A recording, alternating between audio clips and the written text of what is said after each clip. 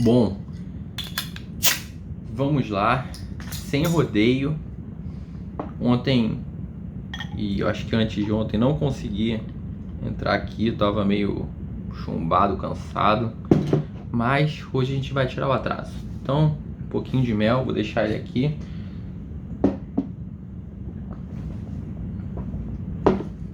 Saúde a todos. Hoje, né, vou gravar 3 vídeos na sequência, né? Vou trocar a camisa nos 3 para parecer que eu tô gravando em dias diferentes, para o Instagram pelo menos ficar coloridinho ali no IGTV, né? Então vamos lá, né? Um pouco de seriedade hoje, né?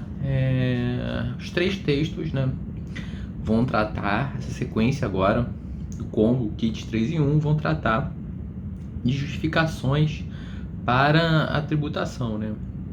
Por que não especificamente nesse que eu vou ler agora, mas os outros dois vão falar na visão de cada teoria jurídica, filosófica, quais seriam as justificativas, né? Só que esse aqui, ele vai tratar de uma forma geral, né? Não vai levar em conta algumas teorias libertárias, enfim, ou liberais, ou utilitárias, mas vai tratar de uma forma mais histórica, né? E eu acho que isso aí é interessante, ter essa questão histórica.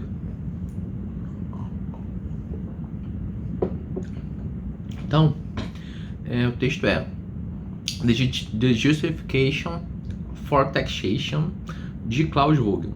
E aí, logo no início, e isso que eu achei interessante, ele fala da revolta fiscal secreta, né? Que basicamente é a sonegação, né? São medidas, ou até mesmo planejamento, né, sofisticados, que fazem com que você não pague tributo, né? Porque isso está no começo, né? Porque e não aparece no meio do texto. Eu achei isso interessante. Só no final. No final volta e aí você entende por que ele começou com isso. Então por isso mesmo não vou falar o que acontece no final. Mas essa revolta quando é uma questão interessante que ele coloca aqui. Um cidadão responsável, né, normal, ele não rouba, mas ele não rouba ainda sabendo que ele não pode ser visto, né? Ele não tem essa questão, estou aqui na loja americana, vou roubar um Kit Kat. Não, cidadão normal, ele vai considerar, não vou roubar, isso não é meu, roubar é crime. Mas ele não titubeia quando vai declarar no imposto de renda, colocar que tem 2 filhos dependentes e que deveria fazer as deduções de plano de saúde deles. Enfim, algumas medidas que são roubo, sim, sonegação, é crime contra a ordem tributária e ele não titubeia, não leva em consideração que isso também é um roubo, né? Ele se acha legitimado de fazer esse tipo de sonegação, por pensar, lógico, que a carga tributária está muito alta. Enfim, é uma revolta fiscal secreta que está acontecendo e no Brasil isso é muito notável, até porque mais da metade do seu salário, né, contando com impostos diretos e tributação indireta sobre o consumo, isso já é destinado para o Estado, né? Então, esse direito, né, entre aspas, que as pessoas acham que tem sobre a sonegação, ele é construído a partir da ideia de que a tributação está muito alta e também de que os gastos, né, com essa tributação, elas acabam sendo muitas das vezes desviados do seu fim definido, né? Então, voltando para o texto, o segundo tópico, ele apresenta as principais teorias de justificação da tributação, né? E logo de cara, elas vão seguir 2 direções fundamentais. A depender do princípio a ser seguido. O primeiro é o princípio da teoria da equivalência ou do benefício, que é basicamente o que fundamenta a cobrança de taxas, né? A questão da contraprestação de um valor que você vai estar pagando, né? E o outro é um pouco mais complexo, que é a teoria do sacrifício, que é a da capacidade de pagamento, né? Isso foi muito bem visto pelos utilitários, que o sacrifício é, para uma pessoa que tem mais dinheiro, né, é muito menor do que o sacrifício da mesma quantidade de dinheiro para que uma pessoa de baixa renda. Então, quanto maior o sacrifício, né, menos tributado deveria ser. Então, uma pessoa que se sacrifica muito, que é a pessoa que está com mais baixa renda, deveria se sacrificar, deveria pagar menos, né? Enquanto quem tem mais renda deveria pagar mais, já que o sacrifício é menor, né? Então, a partir dessas duas teorias, traçamos uma linha do tempo que começa no século XVI, no final do século XVI, com autores escolásticos, como Tomás de Aquino, que aparentemente justificava que a tributação só poderia ocorrer de maneiras excepcionais, né, de medidas extraordinárias, como financiamento de armamento militar. Estou dando aqui os exemplos: despesas de subsistência do soberano, resgate do soberano de alguma prisão, dote para suas filhas. Então veja que não é uma tributação contínua, embora o pagamento tem que ser obrigatório e sempre a questão era justificada por um propósito específico de cobrança, né?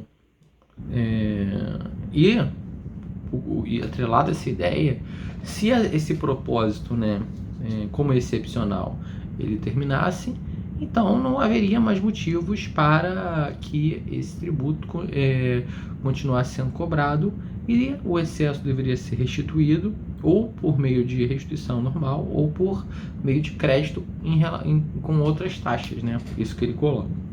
Avançando para o século XVII, né, a tributação começa a evoluir lentamente de uma taxa extraordinária, que era presa de propósitos específicos, para uma taxa contínua, né? E o requisito da tributação com base em finalidades específicas começa a ser substituído pelo critério das necessidades públicas, né? Aí que elas sempre estão continuamente presentes, né? E isso teve influência da jurisprudência alemã, aí eu preciso ler, Cameral Jurisprudence, e só que essa jurisprudência, né, ele argumenta que foi substituída pouco a pouco pela teoria do contrato social. Então, ao meu ver, essa questão dessa jurisprudência aí louca só teve um pontapé inicial para justificar uma tributação contínua, né, que pouco a pouco foi substituída pelas teorias do contrato social, né, que basicamente, quanto esses escolásticos, Tomás de Aquino, tentam justificar a tributação caso a caso, esse contrato, né, consentido, né, pela população, esse contrato hipotético social, poderia justificar uma cobrança genérica, né? E além disso, a teoria do contrato social define a finalidade do Estado com respeito ao recém-desenvolvido conceito de indivíduo, né? Fundamentando a justificativa para a tributação como um benefício do Estado para o indivíduo e não como um benefício público geral. Então não coloca essa questão de que você está sendo tributado para uma utilidade geral, que provavelmente era o que a jurisprudência alemã assumia. Ele colocava como se fosse um objetivo específico para você, né? Acredito que seja uma questão de marketing para vender, né, a ideia da tributação, justificar a tributação de uma forma que tenha mais aderência, né? Porque quando você escuta que alguma coisa é feita para você, você já, opa, é para mim, se sente especial, né? Enfim, século XIX, aí há uma reviravolta contra a teoria do contrato social e o desenvolvimento da teoria orgânica do Estado, que acreditava que o Estado é uma entidade superior que existe e não mais o Estado é o mero administrador, né, que a gente está pagando o imposto para administrar, né, os nossos recursos, né. Então, não existe mais essa relação de serviço do Estado, de subserviência, no caso, né? Então, consequentemente, nessa teoria, o consentimento ele não é necessário, porque o Estado é algo superior a gente. Então, a gente não precisa consentir, ter que consentir. Esse consentimento, basicamente, ele é presumido, né?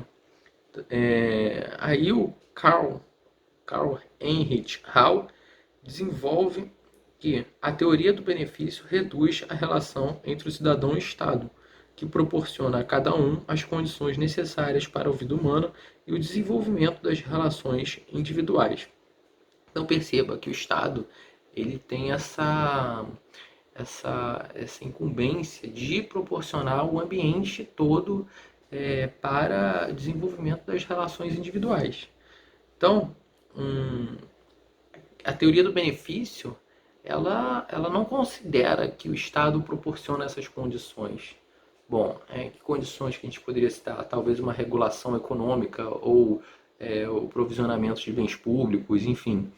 Algumas questões que não estão relacionadas ao benefício individual. Você vai lá, paga uma taxa e tem direito sei lá, a uma certidão, por exemplo. Isso seria o princípio do benefício atuando, né? Você pagou por algum serviço. Agora, quando o Estado atua como uma entidade superior regulando, né, isso já se destoa do princípio do benefício, porque o benefício que o Estado está proporcionando, ele basicamente ele cria condições para que você possa produzir. Então, no tocante a este quesito, esse benefício reduzia muito a atuação, esse princípio do benefício reduzia muito a importância do Estado. E aí, Buchanan fundamenta suas deliberações na teoria da política, fundamentando numa teoria, uma visão orgânica do Estado e uma visão do indivíduo, né? Uma teoria individualista do Estado. O que é cada uma delas? A visão orgânica, ela pressupõe que o Estado é uma unidade independente que toma decisões para a sociedade baseada no padrão de benefício social, né? E que está em constante necessidade de definição. Então, esse é o padrão da visão orgânica do Estado. A teoria individualista do Estado é aquela que o Estado não tem outros objetivos senão de seus membros e cujas decisões são tomadas coletivamente pelos seus membros. Então, enquanto é como se o Estado estivesse atuando numa liderança que ele toma por si só as decisões para a sociedade, pressupondo que vai ter um benefício social grande, né? A teoria individualista, ela é como se o Estado ele fosse um munus da sociedade. Ele é o que ele realiza da sociedade. Enquanto um Estado ele decide por si só, né? Toma sua própria, ele é vivo, ativo na sua decisão. No outro, na teoria individualista, ele é apenas o executor, né? As decisões são tomadas coletivamente. Então, no modelo individualista, as taxas e os serviços são uma transação quid pro quo, né? Que é algo por algo. Você paga e tem um serviço em troca. Entre o governo e os indivíduos coletivamente considerados. Aí que reside a diferença entre o princípio do benefício, porque o benefício ele considera uma relação individual de troca. Agora, no modelo individualista, né, essa contraprestação do Estado ele é dado para os indivíduos de forma coletiva. Ou seja, ele não chega e dá um serviço. Ele cria aquela história de criar condições para o desenvolvimento econômico das relações individuais entre cada indivíduo, né? Enquanto o benefício olha para né? Essa teoria individualista do Estado olha para todos, né? Considerando, inclusive, que as decisões são tomadas coletivamente. Enfim. Superamos esse ponto. Aí, eu acho que entra o ponto, o bom ponto desse texto, que é a justificativa para a tributação segundo Lawrence von Stein, né? E é diferente, né, das teorias libertárias, utilitaristas, liberais. Ele... Nossa, a cerveja tá excelente, cara. Nossa senhora.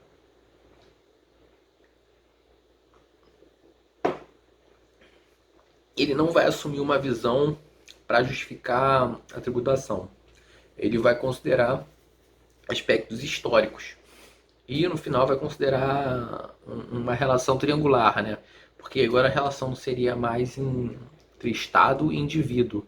Apareceu outra pessoa que é a pessoa jurídica. Agora é a relação entre o Estado, né, a economia, né, simbolizada por pelas empresas em atuação e as sociedades civis, né? Então a gente vê uma evolução ao longo do tempo dessa, e as justificativas também vão ter que mudar, né? Enfim, para Stein, o imposto e o Estado estão historicamente ligados, né? O termo imposto surgiu apenas com o desenvolvimento da ideia do Estado nas finanças públicas monarcas, começando no século XVI, né? Ou seja,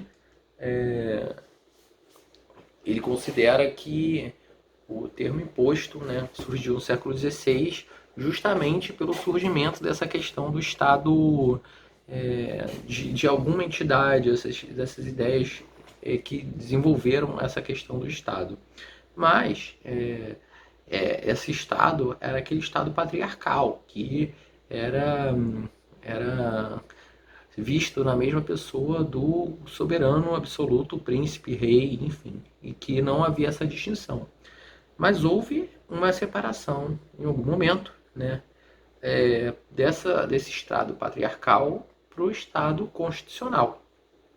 E com isso, a necessidade de uma justificativa para a tributação aumentou, né? Porque começaram a surgir agências administrativas, como ele fala, que começaram a tratar de relações privadas, civis, né, impactar, essas agências, essas regulações do Estado impactavam todas as relações privadas de uma forma constante. Então, como isso se paga? Por meio de uma tributação. E como isso se justifica, né? Então, tornou-se claro que aquela questão de taxas, né, imposto sobre propriedade, isso não mais conseguia suprir a necessidade de financiamento dessas agências, porque essas agências elas não oferecem uma contraprestação específica, né? Elas, lógico, têm as suas finalidades, o Estado começa a ter alguns braços com algumas finalidades específicas, só que não é um serviço tangível, né? Que eu possa falar, eu estou pagando por isso, né?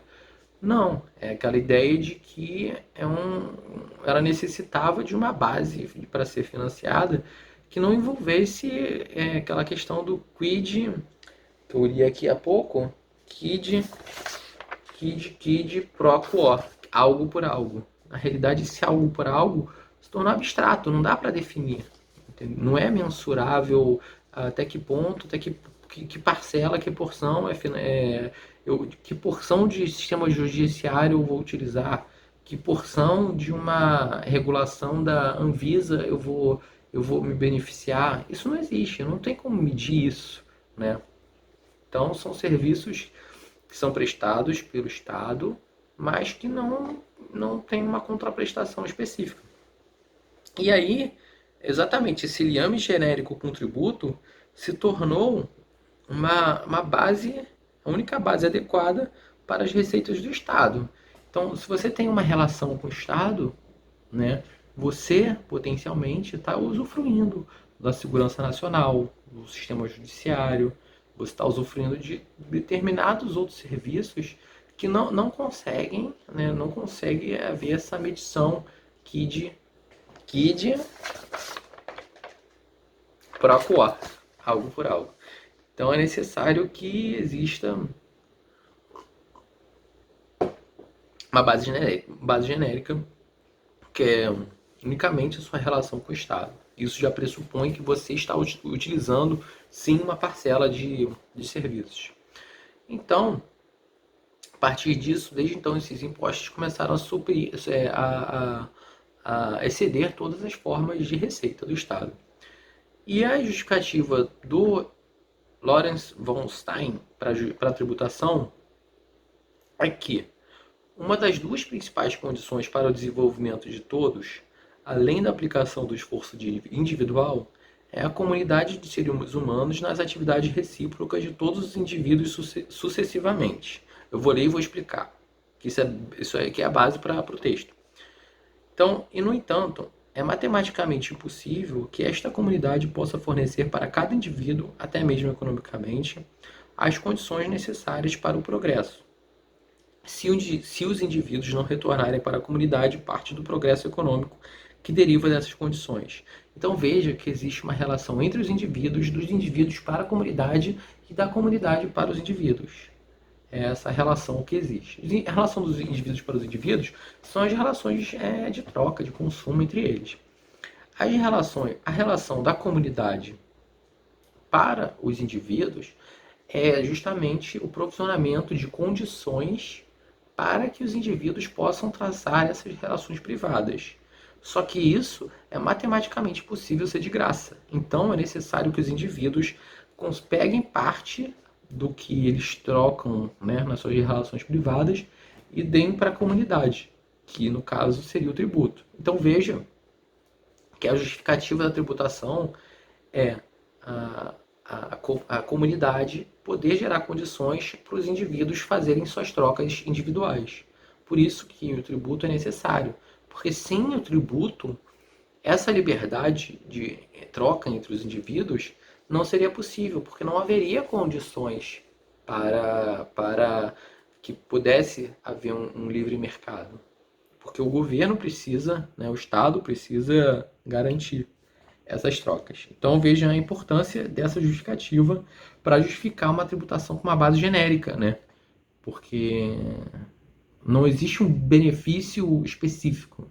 O benefício que você tem são as condições geradas para a troca. Como é que você faria uma relação de consumo, né, se desse alguma merda e não existisse um sistema judiciário para garantir que você seria indenizado, né?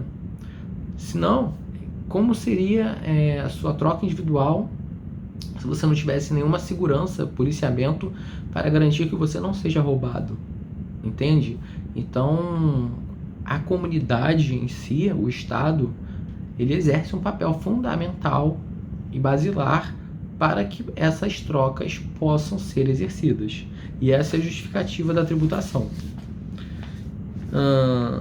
E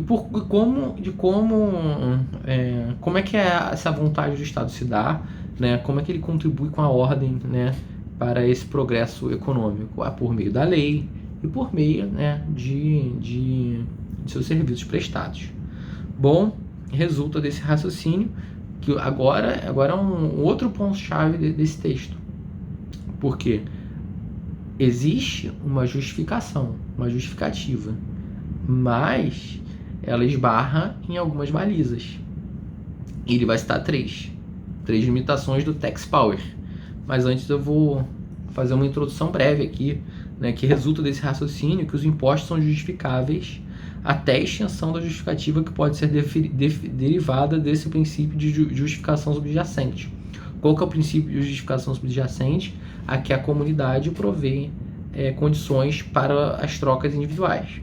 Só que ela tem um limite. O limite é até o ponto que essa comunidade, o Estado, ela gasta para que permita você fazer suas trocas, né? Então existe limite para isso. Então os pagamentos e a necessidade de justificar, né? Então a necessidade de justificar o conceito de imposto implica limitações à atividade tributária, que são três: princípio econômico, entre parênteses nacional, princípio financeiro, e outro princípio econômico, só que o estatal, só que ele dá um nome mais bonito para isso, que é o princípio da reprodutividade da tributação. Então, princípio econômico nacional, o primeiro deles que é o primeiro deles, primeira regra, né? Os impostos não devem colidir com o capital, porque como consequência isso seria destruir o processo de formação de capital através da renda e da acumulação da renda e capital. Então, eu não posso cobrar, aquela história, eu não posso cobrar um imposto tão excessivo, que comece a frear a atividade econômica, né? Que faça com que, por exemplo, eu pague um imposto sobre uma máquina, um maquinário que eu estou importando, o imposto é o preço dessa máquina. Isso não, porque isso iria frear a atividade econômica. Então, esse seria o princípio econômico nacional. O segundo deles é o princípio financeiro, que proíbe a cobrança de impostos mais do que é necessário para as necessidades públicas. E também exige, né, que exista uma economia dos recursos públicos na prestação dessas atividades. Então, exige que seria o princípio de eficiência. Então, ao mesmo tempo que proíbe você cobrar, se você gasta, por exemplo, está no seu orçamento, você gasta 2 milhões com o poder legislativo, você não pode cobrar impostos no valor de 3 milhões, né? E além disso, exige que você, nesses 2 milhões que você está gastando com o poder legislativo, você seja o mais econômico possível. Por que você está gastando 2 milhões? Será que não dava para fazer o mesmo com você gastando 1,5 milhão? Você, Estado, no caso. E agora o terceiro, que ele vai voltar no final, é o princípio da reprodutividade da tributação.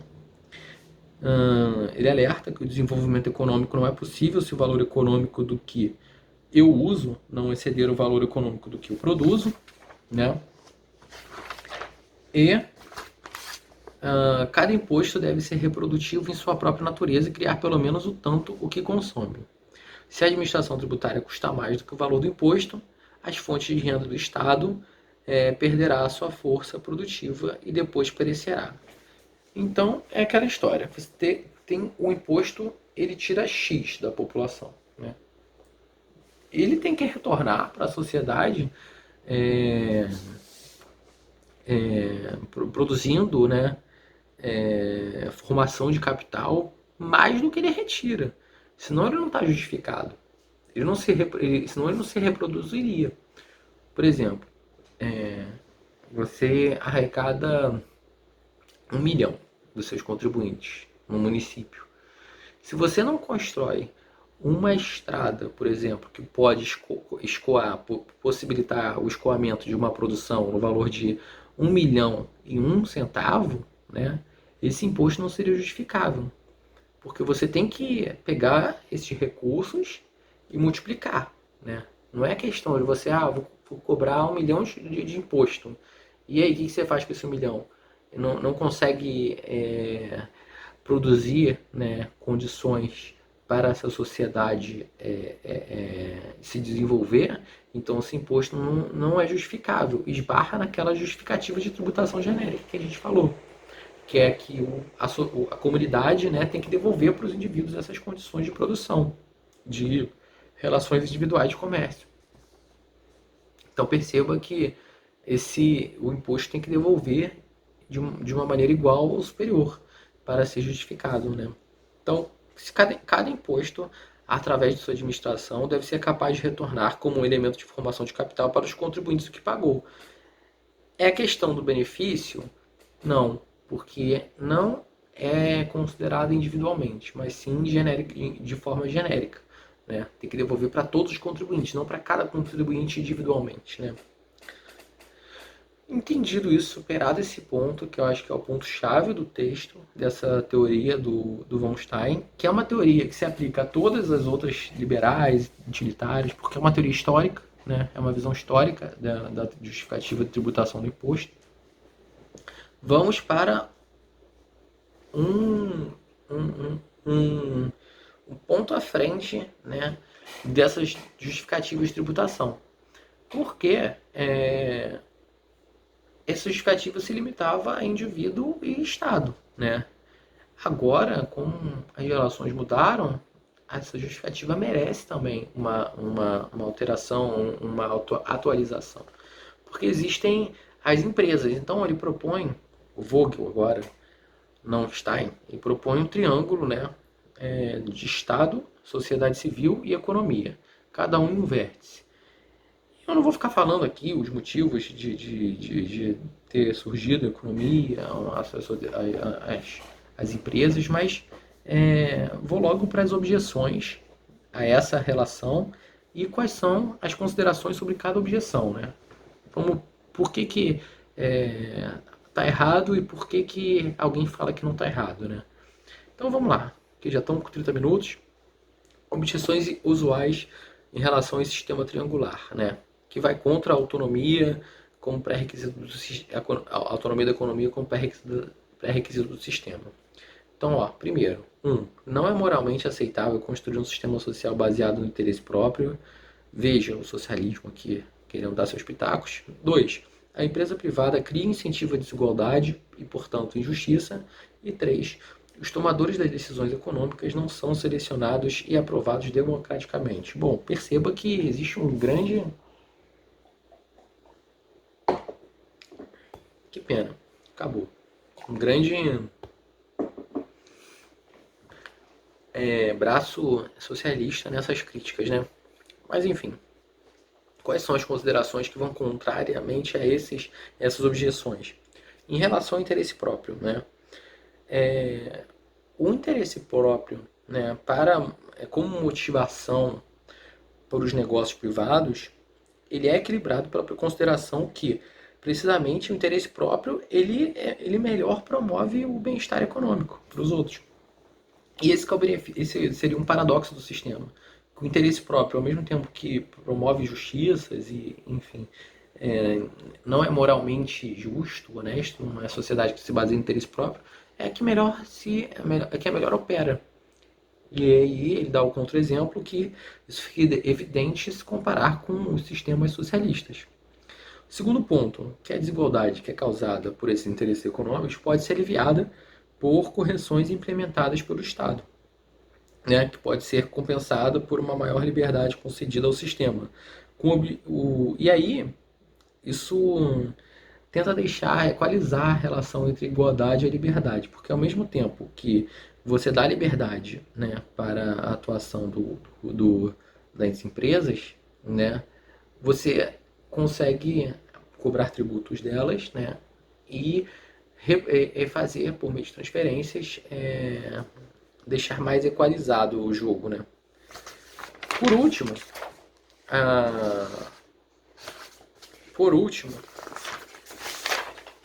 terceira objeção relacionada à democracia inadequada, que quem toma decisão econômica não é democraticamente eleito.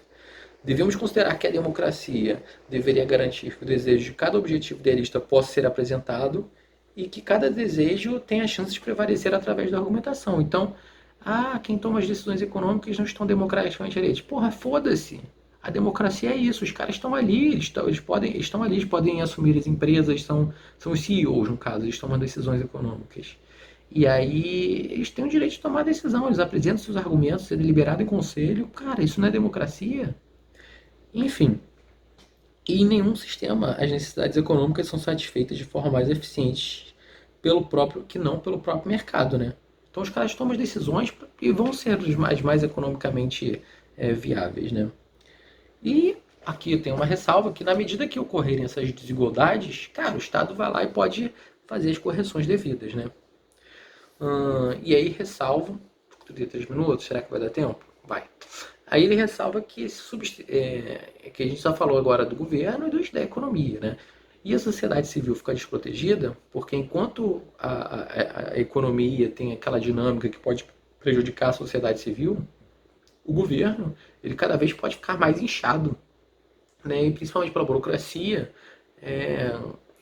prejudicar a sociedade civil. Então, o que ele fala sobre isso? É necessário que a sociedade civil esteja protegida constitucionalmente, né, através de direitos fundamentais protegidos, né? Nada disso, mas beleza, bonito. O meu voto para o Vogel.